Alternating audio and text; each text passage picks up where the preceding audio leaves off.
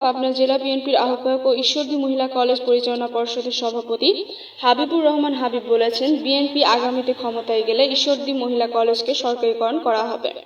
আজ 17 মে 2025 সকালে কলেজের নিজস্ব চত্বরে আয়োজিত বার্ষিক ক্রীড়া প্রতিযোগিতার পুরস্কার বিতরণী অনুষ্ঠানে প্রধান অতিথির বক্তৃতায় তিনি কথা বলেন।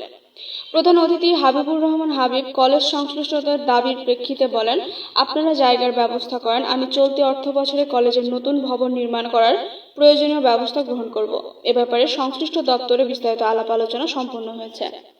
ঈশ্বরদী মহিলা কলেজের অধ্যক্ষ হামিদুর রহমানের সভাপতিত্বে অনুষ্ঠিত এই অনুষ্ঠানে বিশেষ অতিথি হিসেবে বক্তৃতা করেন ঈশ্বরদী উপজেলা একাডেমিক সুপারভাইজার আরিফুল ইসলাম, ঈশ্বরদী মহিলা কলেজের উপাধ্যক্ষ ইসমাইল হোসেন, ঈশ্বরদী প্রেস ক্লাবের সাবেক সভাপতি, সাপ্তাহিক জংশন সম্পাদক, ডিডিপি চেয়ারম্যান, সিনিয়র সাংবাদিক, কবি, কলামিস্ট, গীতিকার, সুরকার, সমাজসেবক, সংগঠক ও শিল্পী সুফি সাধক গুরুজি এস এম রাজা, ঈশ্বরদী মহিলা কলেজের পরিচালনা পর্ষদের সদস্য ও বিএনপি নেতা প্রভাষক আজমল হোসেন সুজন, উপজেলা বিএনপির সদস্য সচিব রফিকুল ইসলাম রকি, ঈশ্বরদী মহিলা কলেজের অভিভাবক সদস্য বিএনপি নেতা আতাউর রহমান পাতা, ঈশ্বরদী মহিলা কলেজের শিক্ষক প্রতিনিধি মোহাম্মদ আব্দুর রশিদ।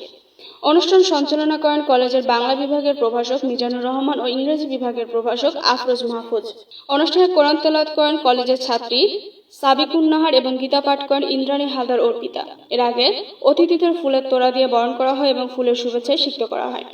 প্রধান অতিথি তার বক্তৃতায় আরো বলেন, আওয়ামী ফ্যাসিস্ট সরকার শিক্ষা ব্যবস্থাকে ধ্বংস করে গেছে, সেখান থেকে আমাদের ছেলে মেয়েদেরকে যোগ্য করে গড়ে তুলতে শিক্ষার ব্যবস্থার মান উত্তরণ ঘটাতে হবে। পরে প্রধান অতিথি ক্রীড়া প্রতিযোগিতায় বিজয়ীদের মধ্যে পুরস্কার বিতরণ করেন।